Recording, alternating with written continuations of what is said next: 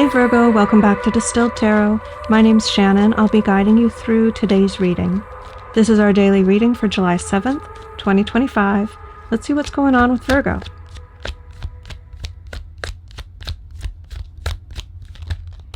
The heart of your reading, we have the Knight of Wands in reverse, Seven of Pentacles in reverse, Knight of Pentacles in reverse. This is a major overhaul to whatever you'd been working toward. We have this obstinance, refusal to keep your shoulder to the grindstone. You're Sisyphus walking away from the boulder. In order to turn into a more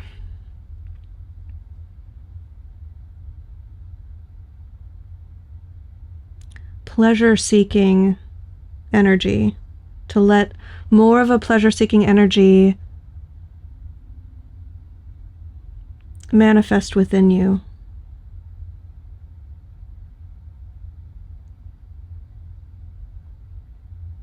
It's like the Knight of Pentacles has been working so long, so diligently, that perhaps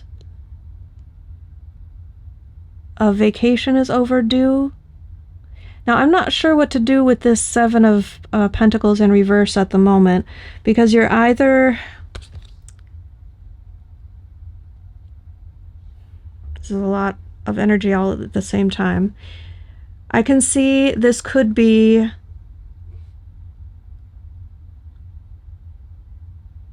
calling in sick to work, impromptu, to go spend a weekend in Vegas. And I don't care if my garden withers on the vine. I can't stand another day of watering that damn garden. I need to blow off some steam. That seems the most likely combination here. Although you could be dealing with another person, and the two knights are, I don't know, either at odds or in cahoots together. But that all gets a little too complicated. So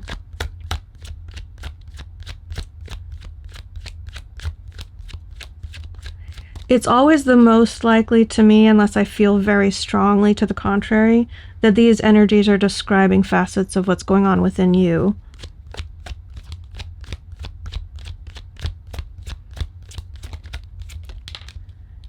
Your challenge is temptation. The Seven of Cups. Yeah, you need to let loose. You've been very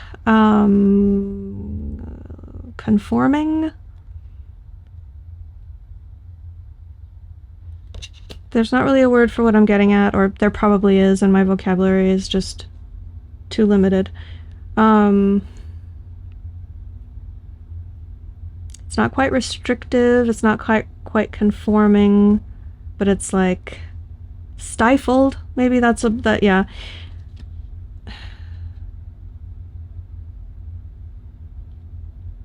When you embody the Knight of Pentacles, you specifically,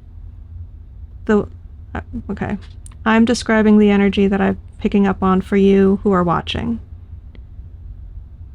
I'm not saying always when you embody the Knight of Pentacles energy, so I want to just clarify that.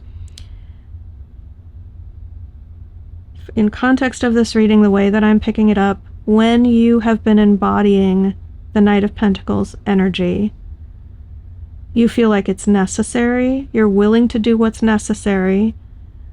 You haven't always been happy about it.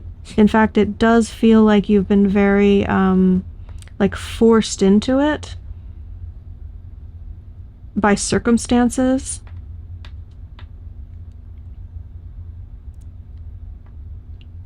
To keep showing up to the mountain to push the boulder up the hill. And there are other things that you would like to be doing, but you know it's not possible, or you know that big problems would happen if you shirk your duties. Who's going to tend to the garden? Who's going to push the boulder up the hill? If not me, who? And I suspect this is a bit of like, yeah, letting loose, blowing off steam, but in this sort of, if you don't,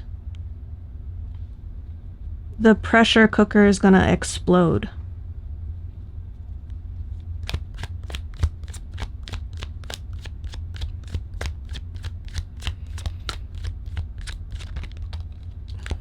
Okay, your focus is on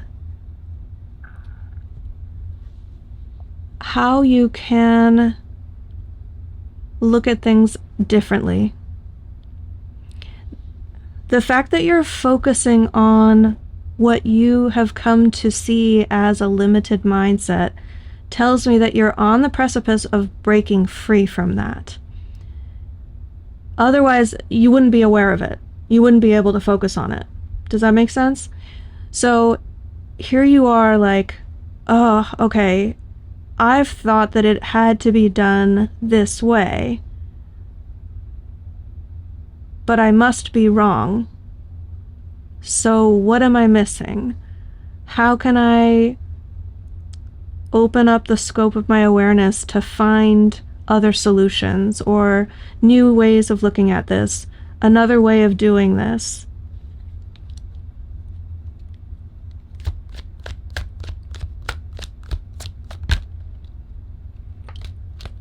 In the recent past, we have the Hermit, Virgo energy. I think that's what led to this awareness of your limited mindset, because you took the zoomed out perspective. That's exactly what the Hermit is. They climb to the proverbial mountaintop, not in a Sisyphus sense, but again, with the mountain, in order to get that zoomed out perspective, to be able to look at how things are going to be affected in the future, to look at how other people are being affected, to see how other people have approached this similar scenario in the past and learn from that. So you're gleaning wisdom from a wider perspective, and you're bringing that to bear now with something about what you feel like your daily activities have been, this thing that you've felt so beholden to, the thing you're committed to that has you in the pressure cooker. Think you're committed to it for a reason. You don't want it to explode, and you also don't want to stop watering the garden. You want to keep I'm using so many metaphors. You want to keep the train on the tracks. I'm nothing if not a fountain of metaphors. Your higher self perspective, we have the moon in reverse. So one of the best things that's going to come out of this experience for you is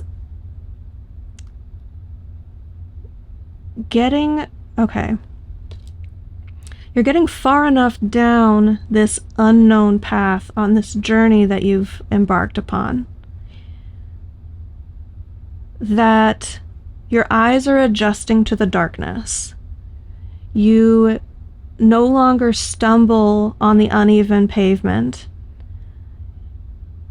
You can anticipate things a little better.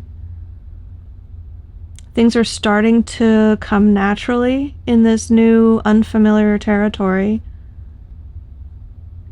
I guess you could say that the territory is becoming a bit more familiar, but it's not like it's your comfort zone just yet. That never really takes shape when you're in moon energy. But I feel the reversal of the moon energy is like getting to a point where you're almost through it.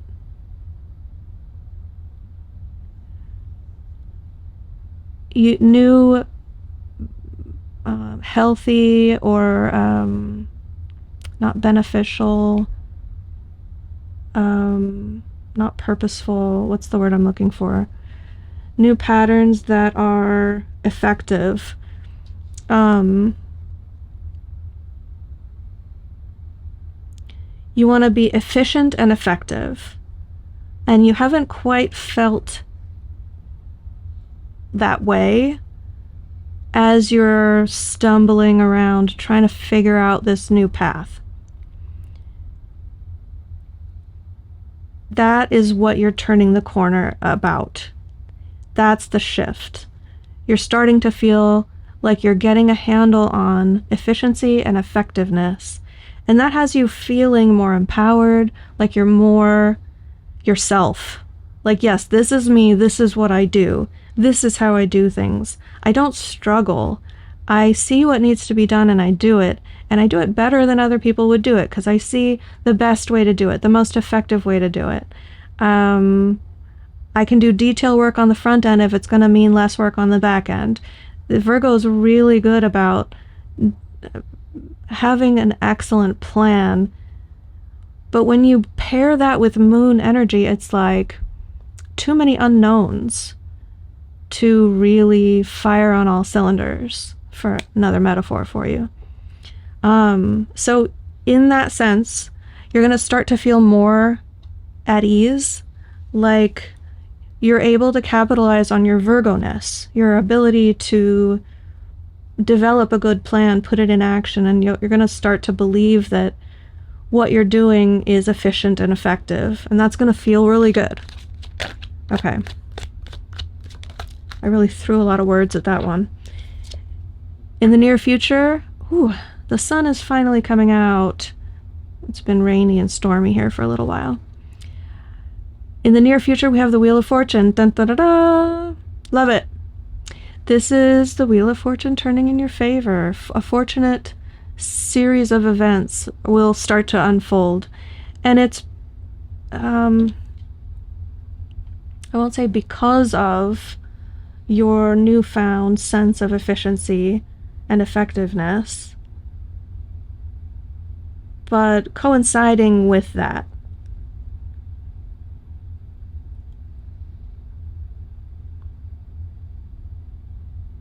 Do you know what it feels like? It's more so your emotional state because you start to feel more efficient and effective. You're going to start to believe more that whatever you're doing is going to be successful, and that belief is going to project out into your energetic field. And so what your environment is going to reflect back to you is success and good fortune. So if that's what it takes, that's what it takes, Virgo. Show me what is going to surprise us Virgos that we don't see coming. King of Cups in reverse. More reversed masculine energy. There's this stifled yang energy in this reading that's like a failure to launch, like an inability to... Maybe that's the answer, to get more in the receiving mode, because these attempts to sort of exert your will on your circumstances or go out and get what's yours, go out and claim what's yours, feels like it's hitting a brick wall. And this King of Cups in reverse is talking more about the emotional component. We already have the Knight of Wands in reverse, the Knight of Pentacles in reverse, which is fire and earth, the mortal 3D reality, and your energy, your chi.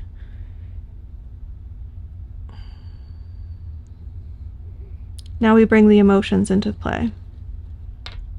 So how is this going to surprise us?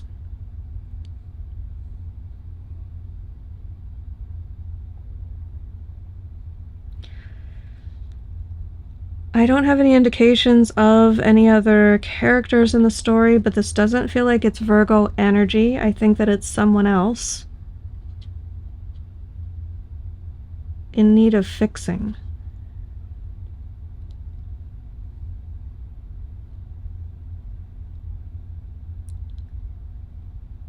Someone comes to you in a moment of weakness, feeling very emotionally vulnerable.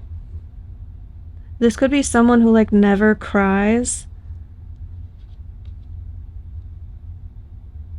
and you just witness like an emotional breakdown.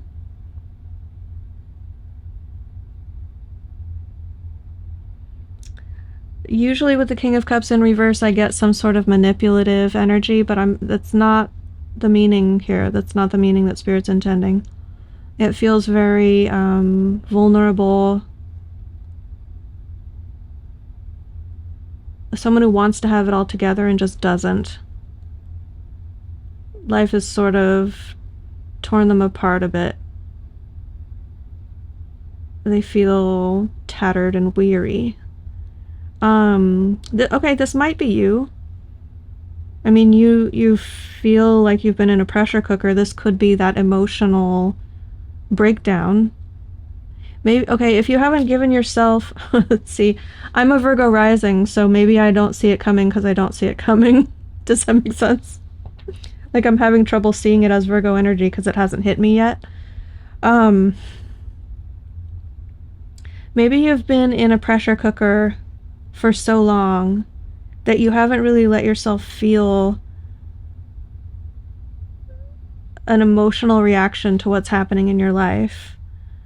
You've just been like diligently applying yourself, tending your garden, pushing the boulder up the hill. And this opportunity to go to Vegas for the weekend, or whatever that is for you, this breaking free and letting your wild side out to play, to blow off steam in a very necessary way, comes with it this emotional release. And you might just feel like, I need to go have some fun and focus on something else. And you go to Vegas or something, and then you end up staying in your hotel room just crying because you're like, you finally have a moment alone with your thoughts and your feelings, and you don't feel like doing Vegas. You're like, oh my God, this has been so much. Or it's someone else in the story and you are a shoulder to cry on, or you have an opportunity to help someone who's usually your emotional pillar of strength through a difficult time. Show me hopes and fears. 5 of Cups in reverse.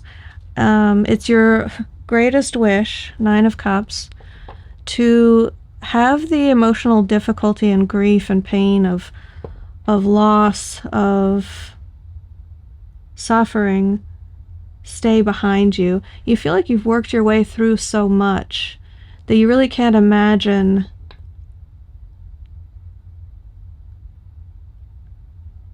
anything else. I don't know how to put this. It's not like you can't imagine anything else going wrong, but you're like, yeah, maybe that is kind of it. Like, what else could possibly go wrong? Knock on wood, I am not tempting fate, but it's a little like, I've suffered in every way I can suffer. The universe is like, laughs at me when I say something like that. You can always suffer more, Virgo.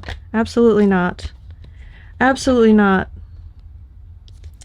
You're hopeful that the emotional processing and taking time to heal and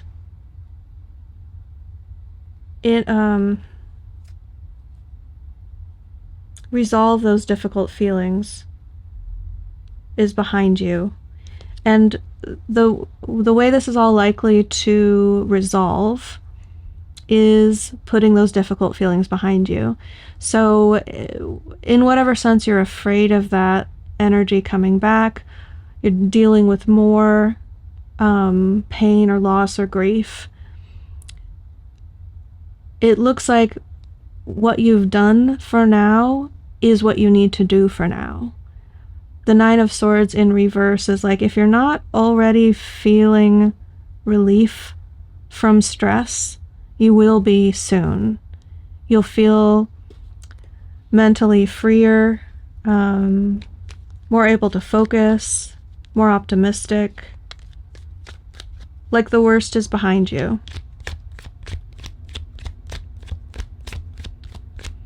What advice do we have for Virgo? Don't hold on to it too tightly. This is saying, Sisyphus, you get breaks. You're not condemned to an eternity of pushing the boulder up the hill. You can let go of that. Whatever this obligation is that you've been diligently applying yourself toward, this working to capacity until your stress level forces you to take a break, isn't necessary. You're not doing anyone any favors. You're holding on so tightly to your responsibilities, to the way that you're doing things, that your advice is to ease up on that.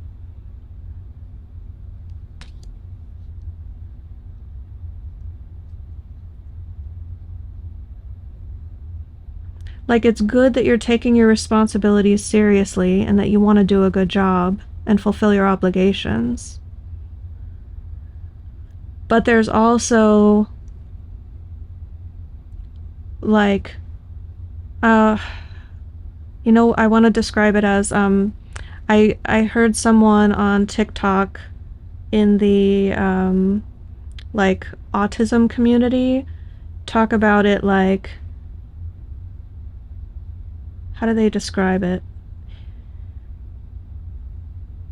Autistic people hear the phrase, give it all you've got, or give it 100%. And they think it literally means work until you drop, go around the clock, don't sleep. Whereas this autistic person, like, they identify themselves as autistic. They say that neurotypicals actually mean give it your all or give it 100%, as like, do your best until you're tired and make sure that you leave enough room for work-life balance and go out and have fun and talk to your friends and have time to play video games when you get home. And an autistic would hear that and say, like, what? Like, wait, that's not giving it 100%. That's like giving it 50%. So there was this really more eloquent TikTok where I was like, oh, wow, that's a really interesting way of looking at it. And I think that's what the Knight of Pentacles has been doing, is like, I'm giving it my 100%. And universe is saying, no, you're giving it like 200%. Like, no one is expected to work the way that you've been working. Dial it back a bit. Okay, so Virgo, I'm going to leave it there. I hope that helped. Have a good day, and I'll see you back tomorrow.